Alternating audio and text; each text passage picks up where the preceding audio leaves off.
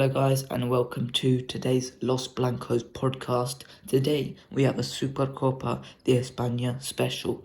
We'll be discussing the El Clasico game on Wednesday, so the Wednesday game in full, and we will also be doing a preview for the Athletic Bilbao final today. I hope you guys enjoy today's podcast. Let's get right into it. Okay, so today we'll be starting with the El Clasico review. Now, on Wednesday evening, we played Barcelona in probably one of the best El Clasicos in recent years.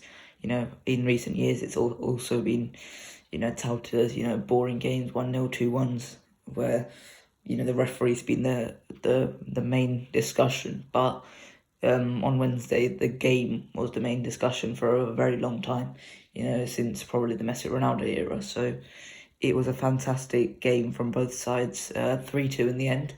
I felt like we could have won by more, but let's start with the lineup and looking at it because, the Supercopa, as much as it is a lesser trophy, it is still a trophy that Real Madrid probably do want to win and add to the trophy cabinet, just to help with the season and help the players. So I mean the lineup, it looked good, all apart the fact that Alaba was missing, and Alaba was missing due to muscular discomfort. So did you see Nacho's selection as logical for this game? Yeah, obviously we didn't have a choice but to play Nacho.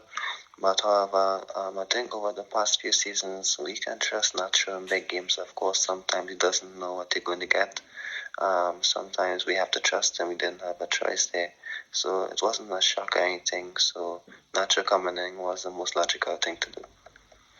Yeah, and with Alaba, he will, as we'll discuss a bit later on, he may or may not be available for the game against Athletic Bilbao at the final. So let's continue with this. And there's nothing else, too surprising about the lineup. It was all bog standard from Carlo. Everything seemed normal. Obviously, Asensio had started this game because of his recent run of good form. He had started to put a few games together, but then again, this game was another quiet one from Asensio, and this is just the Asensio cycle. So it was a bit of a quiet game. So what did you make of the game from Asensio? Actually, Asensio did have some few decent moments in terms of getting into positions to have a shot. He was a bit intelligent in making his off-the-ball movement, etc., to receive the ball and to make space for his teammates. Obviously it wasn't, the most the most entertaining performance from Asensio or the most effective. However, he still had his moments. It wasn't like a quiet game for him. Obviously, most of the attacks came through Vinicius, and that's how Madrid play recently with Vinicius on the ball on the counter attack. Sure, Ancelotti will obviously instruct his team, to use Vinicius as much as possible, especially on counter attacks. So obviously, Asensio didn't have, the most entertaining of matches and the most effective of matches, but he wasn't that bad, I think. Obviously, Rodrigo came on and had an assist as well and was effective a bit on the flank. However, Asensio had a decent game, in my opinion, not that bad. Yeah, it wasn't a terrible performance by Asensio as such, as we've seen it over the last year or so from Asensio, where he's not really been in the game. He was in the game, he was involved, he was quite effective. He had a few chances, he missed a few chances, but overall it wasn't his best performance. Yeah, it must be said, but you can't certainly say it was the worst performance from Asensio. And I think when Rodrigo came on, he was better than Asensio, and I think when Rodrigo came on, he brought a lot of energy.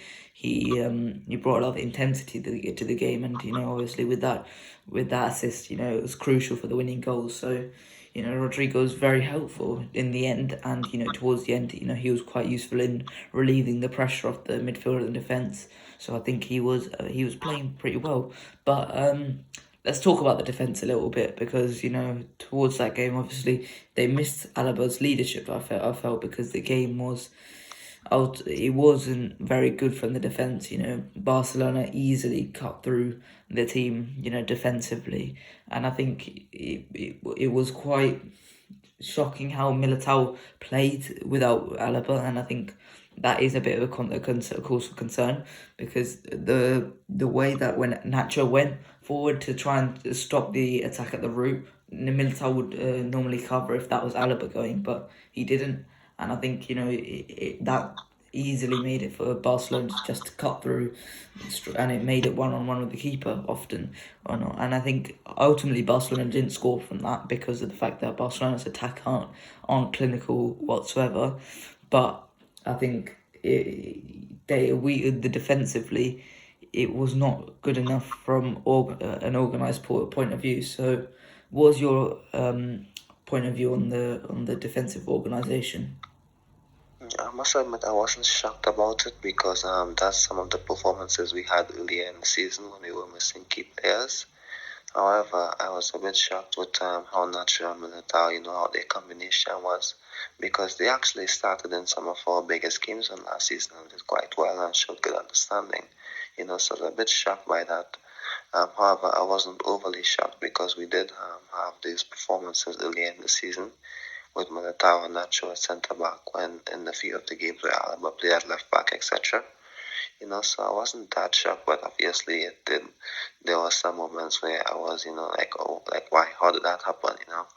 However, I think in relation to that, not just in terms of how they covered each other or the positioning, but in terms of building the ball from the back, I think that was a huge issue. I don't think Militao and Nacho are comfortable enough, to be the main guy to build the ball from centre back.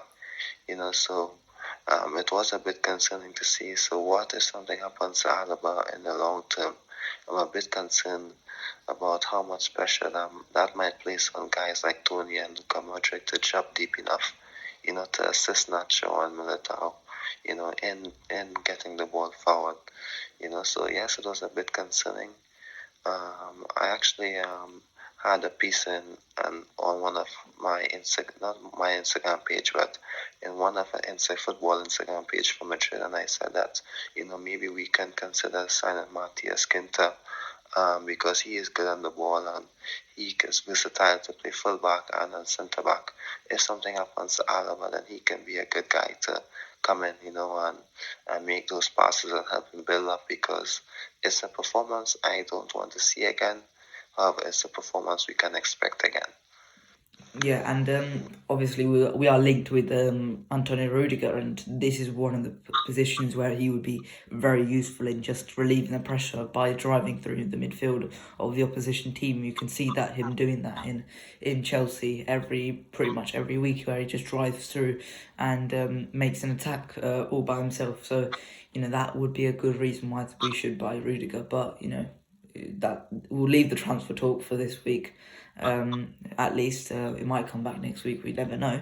But let's continue. And I think a good place to talk about is the two forward players, apart from Asensio, and that's Benzema and Vinicius, and they continued their brilliant run of form once again, with Benzema being one of the best players on the pitch and Vinicius causing Barcelona so many problems.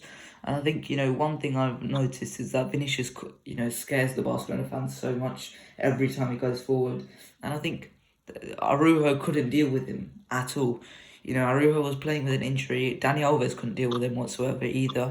And I think these two had to foul him constantly. And I don't understand how Munuera didn't give more fouls in favour of Vinicius, because those two were just constantly fouling him. But I think he was just constantly giving the Barcelona defenders a nightmare, and I think this is again he is working really well. And I think there's only a few defenders, one-on-one defenders, that could actually stop Vinicius. And I certainly don't think Barcelona had those defenders. And to stop Vinicius, you need someone who's quick, who's good one-on-one. And this is just it's so limited, And I think this is why Vinicius is so unique, because he's got the natural Brazilian flair with the skills and all that stuff, but he's got the pace to just beat defenders. And I think those two combinations, those really do make a player unstoppable. And I think Vinicius adding the goals to that as well, it's just it's great success, and I think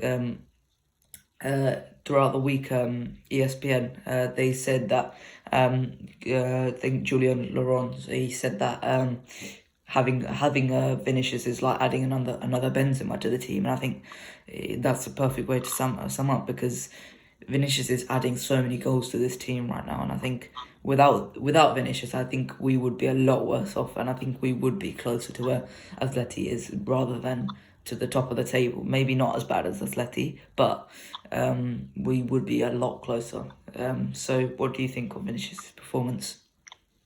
Definitely, he was amazing again. And before I get into his performance, when he came off, I was listening to a podcast. Actually, one of our podcasts that the Real Madrid page does, and they actually said that without Vinicius, we play like how we played, in the past 3 seasons, with the attack a bit dull on a few occasions, and actually thought about it, and I was like, it's kind of true, because without Vinicius playing like he did this season, there's something missing with this team. I know that me and you, we both spoke a lot when we just started doing these podcasts as well. When I just started doing this with you, we both said, if we can have another player who can score the goals, Real Madrid will win titles, and we will win the Liga for sure.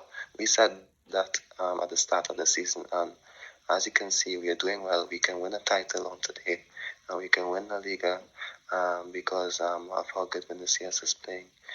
So I just think, with Vinicius playing so well, not only is it helping him, but it's helping Benzema, and it's helping Asensio and Rodrigo. Because Asensio isn't as quiet, he doesn't have as much quiet games as possible, and that's because Vinicius is on the pitch, and a lot of the attention is on Vinicius and Benzema, especially Vinicius, and not only because of the attention, because when Vinicius does something so magical, it gives so much of space for the other players on the counter attack, or it allows the other guys to have so much space, to do damage, not just for him. But I just think one of the best things that he can do, I'm not too sure if you back me up on this, or we have the same point on this, but I just think if you can compare Vinicius to one player, I don't think it's one. I don't think there's another player like Vinicius. For example, when Vinicius isn't there, the team will struggle. I don't think you can sign a player who can back up Vinicius and gives you what he can, maybe except for Mbappe to an extent in terms of the speed and transition. But in terms of what Vinicius can do, I don't think there are much players in the world who can do it to that effect. Yes, there are many fast, skillful players, but not like him. And if I can compare Vinicius to one player, like I said, I don't know if you might back me up on this, but he's a mixture of Bale and Neymar, because he can definitely push it past you and outpace you for speed, or he can use a bit of skill, a nice piece of skill with a nice trick, and push it past you and use his speed. And if you can have that combination of speed and skill, and he can just get past you so fast, and in the nick of time, he just has space ahead of him, to go past defenders and go at the goal. That's a bit concerning for defenders. I remember Bale used to just push the ball, and you'd have an idea what he's going to do for a defender. But with Vinicius, yes, sometimes you push it past him, but you don't know how or when he's going to do it. And that's why adding, a bit of Bale and Neymar together. And I think that's what makes him so effective, the speed and how unpredictable he is. You know that he's going to use a bit of skill past you, but you don't know how he's going to do it. Yeah, certainly. I mean, I was just sitting here thinking what players are actually comparable to Vinicius, and I think that Bale Neymar comparison is quite good. Apart from the fact that I don't think Vinicius is at that level yet. I do think he can get to that level, but I think when I'm thinking of it, there's none, because there is no player in world football with that level of output, that level of flair, that level of pace, that level of defensive work rate. You know, you can say output in terms of Ronaldo. I'm joking. I'm not saying he's quite to the level of Ronaldo. I'm not saying he will ever get to the level of Ronaldo, but in terms of output, he's getting a lot of output right now. And in terms of flair, just like Neymar, you know, in terms of his skills, his ability to beat players on one, his pace in terms of Gareth Bale in his prime, you know, just the ability to just run past players, you know, with ease, making them look like they're running in treacle. And his defensive work rate, you know, he's making himself look like a defensive monster, getting back and actually helping the defences. You know, he's really been helping Ferland Mendy and Toni Kroos in the midfield and towards the defensive portion. So I think he's been fantastic, and I think this Barcelona team has just noticed that, and it's the second time this season. You know, Barcelona have just suffered from Vinicius's flair and his pace. So I think for years to come, he's going to be a real problem for Barcelona, and not just Barcelona. Every other team in the league, every other team in the Champions League in Europe. So I think he is going to be key for any future successes we have, because, you know, not only is there no player like him, there's no player that can actually stop him, and I think that's the key point there. You know, you can't stop Vinicius. You're gonna have to need 2 or 3 players to stop him, and even through that he can wiggle his way through somehow. And I think he was very good. So let's move on to the right back, Dani Carvajal, who is not available for the today's match against Athletic Bilbao. I think he had a poor game. You know, he was tasked with dealing with Ousmane Dembele, and we know how inconsistent Ousmane Dembele is. You know, sometimes you may get a stunning performance like he did on Wednesday, or sometimes you get a shocking performance where he's invisible for 90 minutes and he tries something, he tries to shoot and he goes into rosette.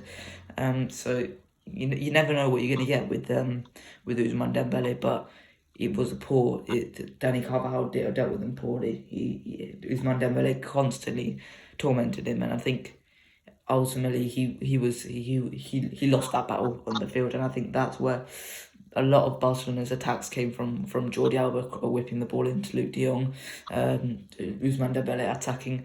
Obviously, Ousmane Dembele had no output in that game, luckily for us. But my God, if Barcelona can get him fit, that type of player, it's going to be frightening, because we were just talking about Vinicius. Maybe Ousmane Dembele may be comparable to Vinicius a little bit more than most other players, because he's got the flair, he's got the pace, but you know, we've got to turn it down in terms of the Barcelona chat. How do you think Dani Carvajal dealt with Ousmane Dembele on Wednesday? I think Dani Carvajal isn't at his best this season in terms of how solid he is defensively, or how solid he was defensively in a few seasons. I know in the past we would normally speak about how Marcelo was a liability in defense, maybe in the 2016-17, 2017-18 season, and Marcelo would struggle a bit in terms of how players would go past him. But Dani Carvajal was a player you can say, it's so difficult to pass to him. He's so good defensively. However, he's struggling a lot, not just this season, but last season also, in terms of his decision making, in terms of people going past him, in terms of his positioning, and it's a bit concerning. However, because he is a starter, and it isn't like we're saying this about Lucas Vazquez. We're saying this about Dani Carvajal, our number 1 fullback on that side. So of course, I would love to see a lot more from him. I'm not panicking about the situation, because it isn't that bad, it isn't that disappointing, but I would love to see more. I would love to see him, be a bit more solid defensively. Yes, Dembele is a tough opponent, but against other teams, Dani Carvajal did struggle as well. I'm not going to say that we need automatically we need a new fullback. Yes, I would love to sign a new fullback to compete with him, and maybe that can help him, to better his game to an extent. However, I would love to see more from him. I'm not too sure if, that Alaba didn't play, it maybe affected him a bit, because Militao's positioning was off, so obviously it affected Carvajal a bit, so I would love to see Alaba play tonight. Of course, I won't want him to play. If he can't play, I would prefer that he stays on the bench, in my opinion. I don't want to hinder our entire season, you know, um, for the sake of one game. But I definitely believe that Carvajal is at his best, when Alaba is there and Militao is there. When Alaba and Militao play together, so that's my opinion on him. Yeah, midweek you suggested to me Tino Livramento. Now I watch Tino Livramento every week, and he's just fantastic. But we'll probably talk about that next week when we do the transfers, rumors, and I will talk about him because I'm really impressed with him. But I think with Danny Carvajal, it hasn't helped the fact that he's had endless injuries, and again, he's had COVID now as well. So I think this it's not helping him whatsoever get back to the full fitness. Earlier in the season, I think he was quite good in that run where he was the run of games where it was quite difficult. The Atleti, Real Sociedad, Inter Milan, all those games he played quite well in, but as soon as he gets into that run of form, he's got muscular discomfort. He's got this little problem with his left leg or something like that. Whenever he gets into some consistent form, he gets hampered by injury, and I think that's probably why we need a younger, maybe better. I wouldn't say better, but all round fullback. I think this is it at this point of his career. How old is he? He's 28, 29 maybe? Yeah, I think he's 30. He just turned 30 during the Supercopa. Okay. I know we posted a picture of him on that show doing the 30th sign on his birthday a few days ago. Okay, so he is 30, and considering that our backup is Lucas Vasquez, who, no disrespect to Lucas Vasquez, because he has been an adept backup this season. His crossing has been a bit iffy throughout the season, but I think he's an alright backup, but I think an actual natural fullback is probably what we need, and under 23, someone who's going to be there for the next 10 years or so, because I just don't think Danny Carvajal can actually get back to his best at this point. He can definitely get back to a useful level where he's maybe he's not world class. He's not going to get back to that world class level because of his constant injuries. But definitely to at least a very good a very good La Liga level, at least, because he is still a good player on his day, and I think that's got to be considered. We've got to we've got to start planning for the future, and I think that right back position is probably one of the only positions where we haven't got a plan for the future. And with someone like Pedro Porro or Tito Livramento could be a good option for Real Madrid at that right back position, potentially to take over Danny Carvajal's duties once he gets a bit older, gets a few more injuries. So, have you got anything else to say on Danny Carvajal or transfers? Yeah, I would even go as far as saying the final point about it is that if we can have an effective player on that right-hand side, it can definitely help, Asensio and Rodrigo to have much better performances. For example, if we had maybe Hakimi starting each game this season, I just definitely think Asensio would be more effective, because Hakimi would give you so much space and opportunities to come inside and for Asensio to do Asensio things, So I definitely believe that we need a fullback, who's young and energetic to go up that flank. I don't think Carvajal or Lucas can do that at this time. Maybe Odriozola can do it because he's fit and he has a lot of energy. That's why I like him so much. And I would love to see him get a chance. Obviously, that seems unlikely, but I believe that signing a fullback, who can, play both sides of the game for 90 minutes can definitely help our football. And the question is, who are we going to sign who can have that impact? There are not much quality fullbacks available. at this time, in terms of on that side of the pitch, So I mean, that's why maybe we aren't signing fullbacks. I don't think the board is as convinced of Pedro from Sporting as many fans are. I don't think maybe Ancelotti is convinced of him as many fans are. So because maybe we would have been more serious about that signing. But let's see what happens. Like I said, it's not something too concerning, but it's definitely something we can do to better the team. But it's not like Carvajal is playing like maybe how Marcelo did in the last 2 seasons. It's not that bad. So I definitely believe that we can take our time and analyze it at the end of the season. But Yeah. we definitely keep an eye out for it. Yeah, and I love Pedro Porro. I think he's a fantastic player. I do think he has the potential to play for Real Madrid one day. So let's see how that develops over the summer. So let's move on to the goal scorer, the winner of the game, the person who scored the eventual winner, and that's Fede Valverde. And last game, I and you have been. Me and you have both been we both criticised him a little bit after the Alcoyano game where he was a bit lackluster in his performance, and I think this game he bounced back and he played very, very well.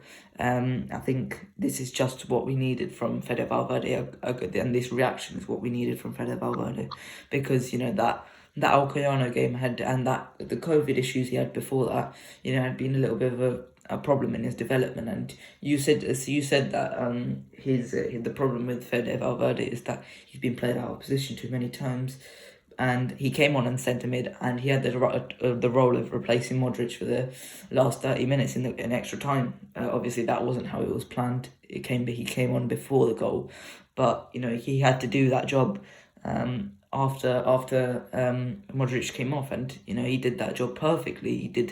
He did exactly what Modric would do. He kept the ball. He played quite a few nice passes, and I think he was quite good in attack as well.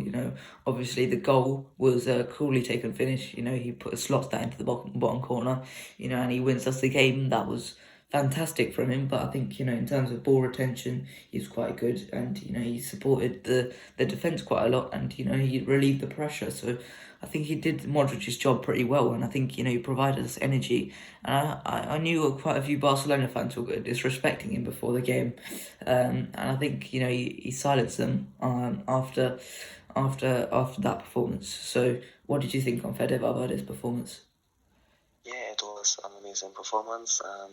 There's not much I can add from your piece there, but what I can say is that Fede is at his best in that position where he can drive forward and counter attacks and just find space to finish up those moves. I love when he does that. That's his best position. Not obviously he can play on the flank and he can move forward a bit, but when he can drive forward from midfield and make those darted movements, into space, I just think it's so intelligent.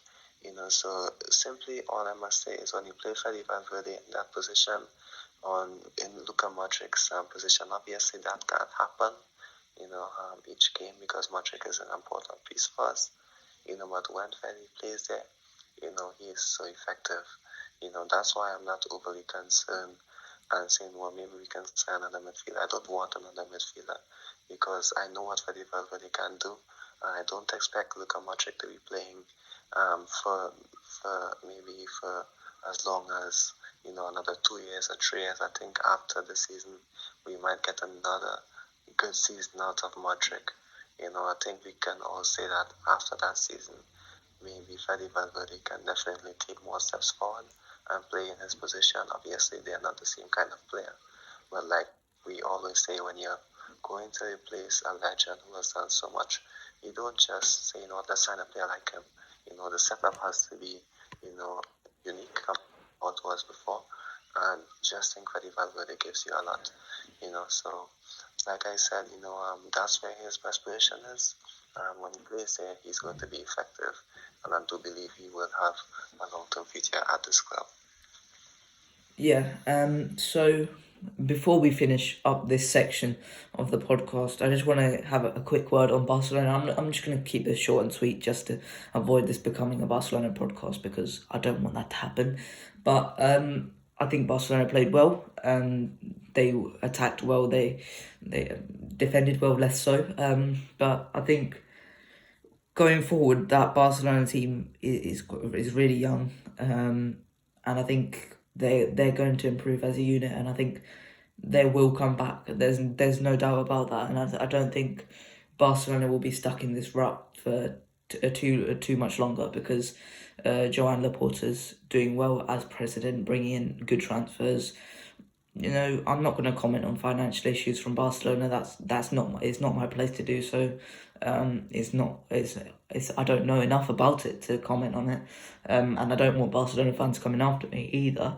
But yeah, I think Barcelona will be coming back soon, and I think Xavi's doing a good job. And I think this performance, as much as they did not win. I don't think they deserved to win either. I think Real Madrid were overall the better team in this Clásico. They will be back soon enough, and I think come a few years, I think they will be back to the top. So, have you got any words for Barcelona before we end this part of the podcast? Yeah, but not much. I must say that was one of the many reasons why I was a bit upset that we lost the league on last year, because I've always been saying this, Barcelona wouldn't be down forever. So I just definitely believe we should take advantage of this dominant performance over the past few seasons and win as much titles as possible. Because of course when Barcelona, start hitting stride, we don't even know who they're going to sign, and God forbid they sign a guy like Erling Haaland. It's going to be a bit more difficult. So I definitely believe we need to take advantage of this opportunity and win as much titles as possible this season and next season. Because yes, Barcelona are doing well. I don't expect them to be down forever. Eventually, they will get things right. It seems like they're starting to build something. They're not there yet. I definitely believe we allowed them to play football to an extent, which helped them. But we'll save that for another time. So they will get better, and we need to take advantage of how things are doing at this moment and win as much titles as possible. So like we did today, like we're doing at La Liga, like we did in the season 1920 when we won the league. We could have the last year, we didn't, but we moved forward to this season, and we're doing well to take advantage of this. So let's hope we can do that next season as well. Yeah.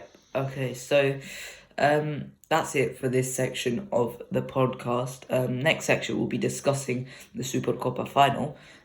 Join us after this short interval. Okay, so this part of the podcast we will be discussing the Supercopa final.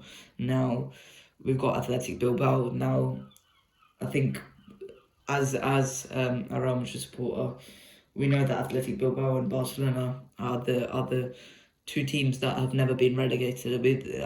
All three teams have never been relegated, and so Athletic Bilbao are one of the biggest clubs in Spain, and I think that's been forged by their Basque identity. Now, if you don't know where I'm going with this, it's pretty well known by this point that Athletic Bilbao are not supportive of the Supercopa being held in Saudi Arabia. Now, there's obvious issues for that, and that's because of the fact that their identity is Basque players only. And I think with that, obviously, that talent pool is not the biggest, but it will provide you with some good players. So.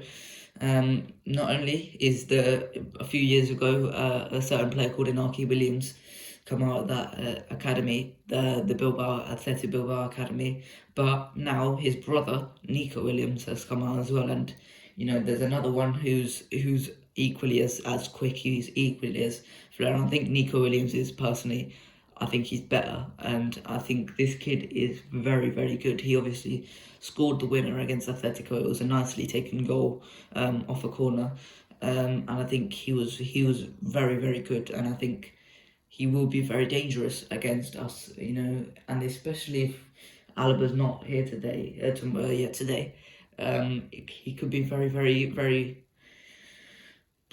useful for Athletic Bilbao, and you've got to notice that Athletic Bilbao have only got a few players to select in their team, and I think Marcelino's done a brilliant job in making that Athletic Bilbao team very very compact, very very pragmatic, and I think he's done really well in doing that, and he's made Athletic Bilbao a solid mid table to top half club, and I think he's getting this team to become a good cup team as well. And this is the second time he's made the Supercopa final, and they are obviously the current holders of the competition. So we've got to give them a bit of respect for that. So in terms of Athletic Bilbao, we've beaten them twice in a row. The last two games we beat them. I wouldn't say they were in convincing fashion. So, what do you think on the previous wins against Athletic Bilbao, and do you think this will be a repeat of that? I think we're going to win. I'm not going to deny that. Every game that we play, I always find a way to say no. I think this is how we're going to win.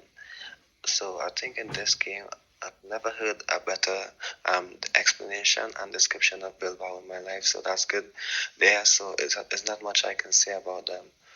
You said it, Ancelotti said it. They are a good compact team under Marcelino, and they're going to make things difficult for you. You know, like you said, there won't be much space for Vinicius to go at. However, they are such a tight team, so we have to depend a lot on our midfield to carve out opportunities and for individual greatness from Benzema and Vinicius, etc. Or Rodrigo. Maybe Tony as well can have a shot from distance like he did last season. Like Benzema had a shot outside the box this season. So Bilbao made it difficult for us, even though we've beaten them. I think the last 4 times we played them. I think they always make it difficult, and I honestly hope that in this game that they don't beat us. Because we have been able to edge past them on a few occasions, and the scoreline have always been a bit close. And so I honestly hope that they don't beat us on today. I think this will be the worst time to lose to them in a final, because I definitely believe that we need the trophy. It's important that we have this trophy. We haven't won anything since the La Liga title in 1920. Yes, that's maybe 2 seasons ago, and it's not that long, but it's an important title that I believe we should win. So I definitely believe that we will have our tails up and we're going to work hard to win. And I believe that once the team puts in a hard-working performance, we will win this game, and I'm confident about it. But it's not a game that we should take lightly. The last few games we had opportunities, to go way ahead of them. However, they always pulled the game back. They always made it difficult for us. So the last game was won by Benzema, in my opinion. So let's hope that we can have another good performance today and win. Yeah, and during this game, we're obviously going to have the fan support a lot more than Athletic Bilbao, because let's be honest, there's not going to be many Athletic Bilbao fans in Saudi Arabia. But I think that this game is going to depend a lot on set pieces for Athletic Bilbao. We saw in the last game in Athletic Bilbao versus Atletico Madrid. I watched that game, and it was just a game of set pieces. Both teams were just poor actually on the field. In terms of actually creating chances, especially Athletic. You would expect them to be a bit better, but that's enough about Athletic. And Bilbao just got their set pieces and just headed the first one in from Unai Yerai, I think his second name is Unai Yerai. I'm not completely sure. As well as the goal from Nico Williams. So there is a lot more of an emphasis from Athletic Bilbao on corners, and I think we've got to be very very careful, because that's going to be their main source of opportunities. And Iker Muniain, the captain for Athletic Bilbao, he's an incredibly good delivery. He's got incredibly good delivery of the ball, and I think from corners they could be very very dangerous. So we've got to be very very good there. So let's start our lineups. Goalkeeper Courtois, no mistakes there, I assume. Yeah, definitely. I hope that nothing happens to him because we need Courtois. Yeah, Lunin proved he can do well against Alcoyano, but it's got to be Courtois. So right back, no Danny Carvajal. So the fact is that Alaba is probably not going to be available either. So have you gone for Lucas Vasquez? Yeah, I was thinking if Alaba was available, we can go Nacho, but I'm not too sure if he would be available, so we have to go Lucas. Yeah, and also the fact is that I think a little bit more offensive ability is needed for this final because Athletic Bilbao are not going to do a Barcelona and impose themselves on us. We're going to have to do the majority of the attacking, and I think Lucas Vasquez is going to be a lot more useful for that than Nacho. So, centre backs Nacho and Militao because Alaba is unavailable, I assume. Yeah, I'll go Nacho and Militao, and even if Alaba isn't available, is available, I believe that we should still go Militao and Nacho because Alaba has had two injuries over the past 2 months, or 1 month, I should say, and I honestly don't want anything else to happen to him. And I definitely believe that he can, even if he's fit, I hope he can just play maybe 30 minutes because he's a versatile player and can make an impact off the bench. Yeah, maybe if we're winning, maybe we bring him on in the midfield for Modric, just to give Modric a bit of rest. So that might be useful. Left back, Ferland Mendy, I assume. No need to discuss that one. Yeah, definitely. Yeah, okay. So DM, Casemiro, most likely. Yeah, he has to start as well. Yeah, he's going to be key for this game to make sure that Iker Muniain does not have an impact on this game because he is a very good player, Iker Muniain, and he is a Bilbao through and through. So we're going to have to make sure that he does not have an impact on this game. Centre mids, Cruz and Modric. Yes, definitely. Unless Ancelotti decides to shock everyone and play Valverde over one of them, but we would go with our normal midfield three. Yeah, and I think Valverde has to be expected to come on a bit later following his late impact against Barcelona. I think he could be quite useful for this game coming later on to shuffle the pack. But these two, they're going to have to keep the control, and I think they're a lot more useful in creating chances than Fede Valverde is. So right wing, actually no, I think we should do right wing last because that's where the controversy is going to come. Left wing and striker, Vinny and Benzema, no problems there. Yes, definitely. We're not going to switch that up. Yeah, Vinicius is going to have to take on these Bilbao players because they're not going to be coming out to stop him. Vinicius is going to have to try and make them stop him. So I think this is the game for Vinicius to try and just drive in, win a few penalties because I don't care if we win by penalties. I really couldn't care less if Barcelona fans start saying, "Oh, you only won because of penalties." I couldn't care less. If we win the trophy, so Vinicius is going to have to drive at these Bilbao players. So right wing, the options are Asensio and Rodrigo. Now Asensio was not available. He was not he's not in training. I believe. That was quite surprising. And he didn't have, Rodrigo. I personally thought had a better got a game against Barcelona. So I think. Do you think Rodrigo should play this game? I believe Rodrigo will start. However, I'm thinking that maybe Ancelotti might use Valverde.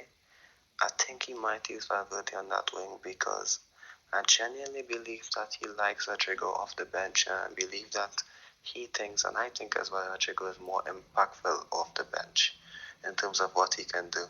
I believe that Ancelotti is thinking he doesn't have another option who can give you something on that flank off the bench if he starts Rodrigo and it doesn't work out. I believe that there isn't another option, off the bench, who can have an impact like Rodrigo does.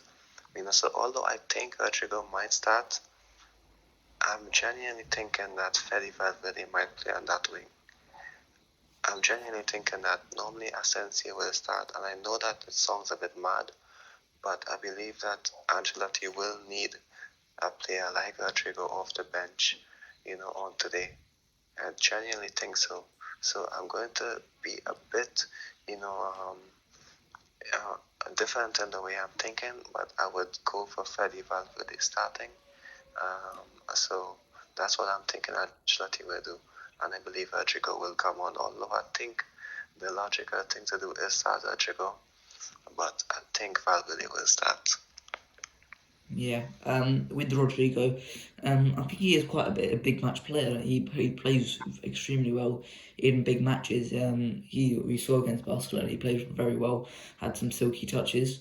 And I think in the Champions League he does extremely well as well. So I think he is kind of a big match player, and I think he could be useful off the bench, as you said.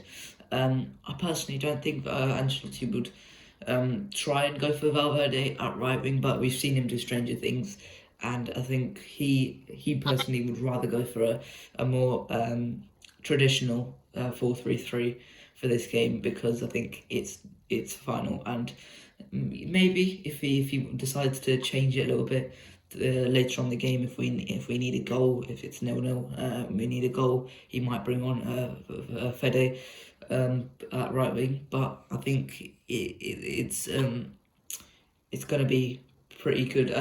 So in the Supercopa final, um, in terms of the actual final, it's we haven't had a good record against Athletic Bilbao in finals.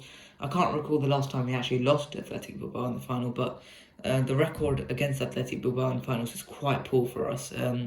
We've lost 6 games and we've only won 2 games against Athletic Bilbao, which is quite honestly a shocking record. But I can't recall the last time we played Athletic Bilbao in a final of any tournament. So we might have to go back a bit into the archives for that one. But I do think we need to win this tournament. In terms of morale, just bringing up the morale, and I think in terms of winning the first trophy of 2022, it could help maybe a Benzema Ballon d'Or push, or a Vinicius Ballon d'Or push, because maybe if Benzema had won this trophy last year, he might have had a bit more of a solid Ballon d'Or case, because that was where a lot of it went wrong. Whereas Benzema didn't have any trophies to show for last year. So, what do you think? Do you think we have to win this game, or do you think it's more of a want rather than a necessity? I think obviously it's a huge want because it's the first available title for the season. So it's important that we win this. You have to have confidence for the team, etc. So I believe that it's an important game to win, and I believe it's a necessity as well because there would be too much drama and too much talk if we don't. So I just believe the easiest thing to do is just play hard and win the game. Yes, we will be tired after this game. However, we have done come all this way, and we have done worked so hard against Barcelona to win. So let's just get it done, and work out who's tired after. Maybe give them a rest in the next La Liga match, which I think we should do. I think Valverde should start the next La Liga game, but that's for next conversation. But let's just win this game and see what happens after. This is an important win for us. It should be. Yes. So that's it for this week's Los Blancos podcast. Have you got anything else to say on the Athletic Bilbao game before we go? No, that's it. I think we touched on basically everything. But before we go, one thing I must say, unrelated to the Bilbao game, um, in relation to Vinicius, actually, I would love to see Vinicius play against Ruben Diaz or Virgil van Dijk to see how far he've come. So I would love to see that maybe sometime later this season. So I hope we beat PSG so that we can see Diaz playing against Van Dijk or Diaz, one of those top centre backs in the world, to see how good he has developed. So I would love to see it, and I hope that we would have the opportunity to speak about that clash and that matchup when we beat PSG and we move on. Yeah. So the game is 6 p.m. UK time. What's the time in Trinidad for the game? You know what? I am not too sure. I think it's two. I think it's either 2:30 by. So I think that means it's 5:30 or 6:30 on your ends. But when I checked the time, I saw 30. So I assume that it's going to be 2:30. I don't think it's on a set time like 6 or 5. I think it's half past, one of those. Yeah. So um, Thank you guys for listening to the Los Blancos podcast once again. There will be another video out today, hopefully. It's a video on Liverpool, but that's a bit more of hope. It will be by tomorrow at most, so keep your eyes peeled for that one. But in terms of the Los Blancos podcast, that's it for today. I'll see you guys later. Goodbye.